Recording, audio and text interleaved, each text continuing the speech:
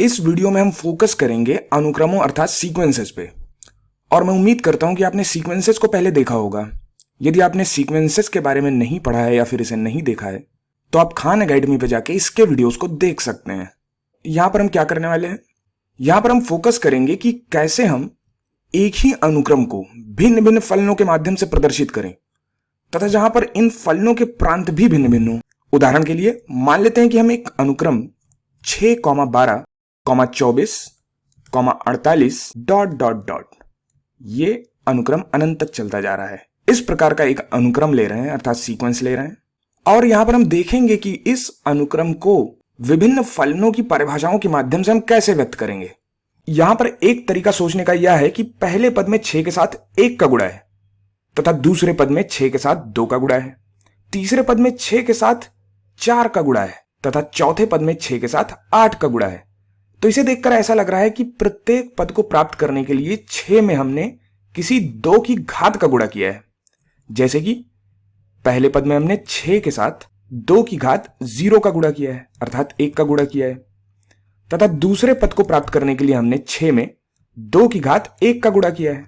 तीसरे पद को प्राप्त करने के लिए हमने 6 में 2 की घात 2 का गुणा किया है तथा चौथे पद को प्राप्त करने के लिए हमने 6 में 2 की घात 3 का गुणा किया है। अब इसे हम इस तरह से देखें कि ये जो 6 है वो 0वां पद है तथा 12 जो है अर्थात 6 गुणे 2 की घात 1 वो पहला पद है और ये 6 गुणे 2 की घात 0 था वो 0वां पद था। इसी प्रकार 6 गुणे 2 की घात 2 वो दूसरा पद है। तो इस प्रकार से हम इस अनुक्रम को एक फलन के माध्यम से परिभाषित कर सकते हैं जिसे हम an से लिखते हैं, जहां पर n क्रमांक अर्थात इंडेक्स है तथा an बराबर होगा 6 गुणे 2 की घात n, जहां पर n की शुरुआत 0 से होगी तथा प्रत्येक बार यह 1 बढ़ता रहेगा। इसलिए हम कह सकते हैं कि n उन सभी पूर्णांकों को ले रहा है जो 0 या 0 से बड़े हैं, अर्थात फलन an का जो प्रांत है वह एक पूर्णांक संख्या है जो कि 0 या 0 से बड़ी है। तो हम कहेंगे जहां n एक पूर्णांक है तथा n 0 या 0 से बड़ा है। अब आप कहेंगे कि क्या होता यदि n एक पूर्णांक ना होता अर्थात इंटीजर ना होता तो क्या होता। यदि मान लें हम n का मान 1.5 लेते तो यहां पर जो भी संख्या प्राप्त होती 6 गुणे 2 की घात 1.5 वह संख्या इस अनुक्रम में ना होती। तथा क्या होता जब n बराबर 0 से शुरुआत न करके हम n बराबर 1 से शुरुआत करते। तो जब हम n बराबर 1 से शुरुआत करते तो हमें यहां मिलता 6 गुणे 2 की घात 1 अर्थात 12। तो हमें पहली संख्या 12 मिलती जो कि हम नहीं चाहते थे। हम चाहते थे कि हमें पहली संख्या 6 मिले। अर्थात जब हम n बराबर 1 से शुरुआत करते तो इस फलन के माध्यम से हम इस दिखाए गए सीक्वेंस को जनरेट नहीं कर सकते थे। और स्वाभाविक रूप से यदि आपने n बराबर -1 से शुरुआत की होती तो आपको इसका प्रथम पद कोई भिन्न मान मिल रहा होता, अर्थात 6 ना मिलकर के कोई और भिन्न मान कोई और संख्या मिल रही होती। तो हम कह सकते हैं कि इस फलन an बराबर 6 गुणे 2 की घात n से यदि हम इस सीक्वेंस को जनरेट करना चाहें अर्थात इस सीक्वेंस को उत्पन्न करना चाहें तो हमें n को एक पूर्णांक लेना पड़ेगा तथा n 0 या 0 से बड़ा होगा। अतः यहां पर हम मुख्य रूप से एक फलन बनाकर या फिर कहें फलन को परिभाषित करके इस दिए गए सीक्वेंस को जनरेट कर रहे हैं। लेकिन यहां हम देखेंगे कि यह करने का कुछ और भी तरीका है, अर्थात किसी दूसरे फलन के माध्यम से भी हम इस सीक्वेंस को जनरेट कर सकते थे। उदाहरण के लिए मान लेते हैं हमारे पास कोई दूसरा फलन bn होता।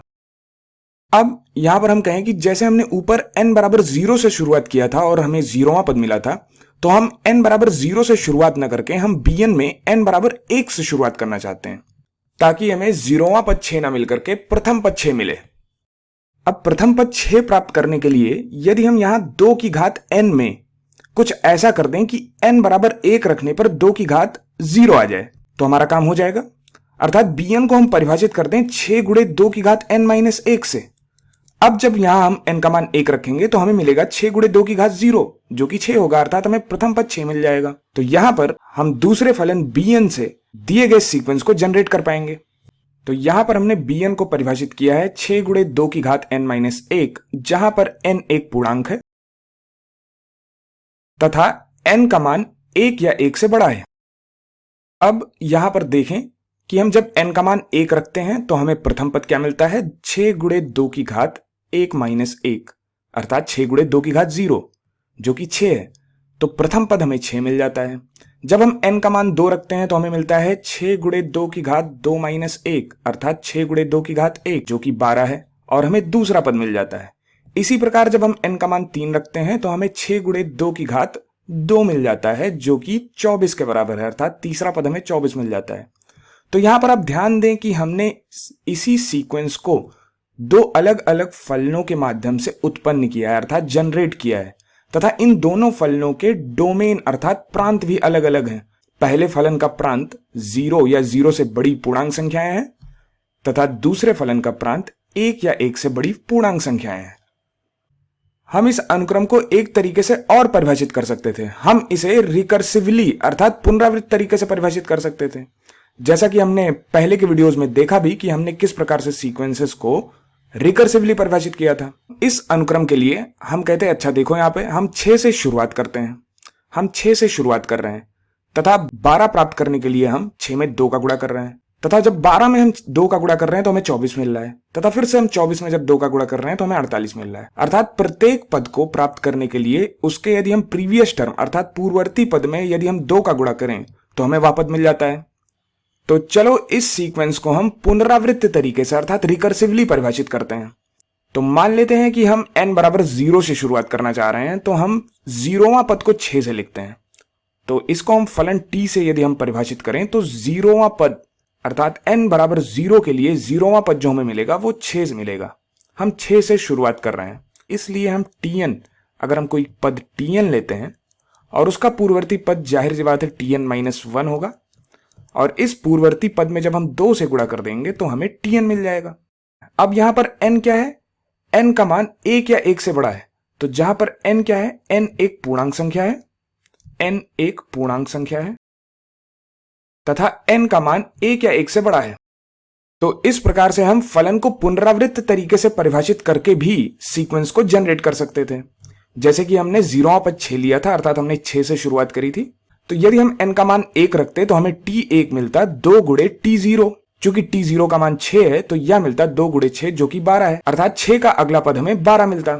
यदि आप ऐसा चाहते कि n बराबर 1 रखने पर ये 6 को जनरेट करता, तो इसको हम ऐसे भी परिभाषित कर सकते थे कि t1 का मान 6 है, अर्थात इसको हम परिभाषित कर सकते थे कि t1 का मान 6 है, यानी कि हमने 6 से शुरुआत करी है, और जो tn है इसको हम परिभाषित करते tn बराबर 2 गुणे tn-1, जहां पर n एक पूर्णांक है तथा n का मान 2 या 2 से बड़ा है। इस बार n का मान 1 या 1 से बड़ा लिखने की जगह पर हमने n का मान 2 या 2 से बड़ा लिखा है।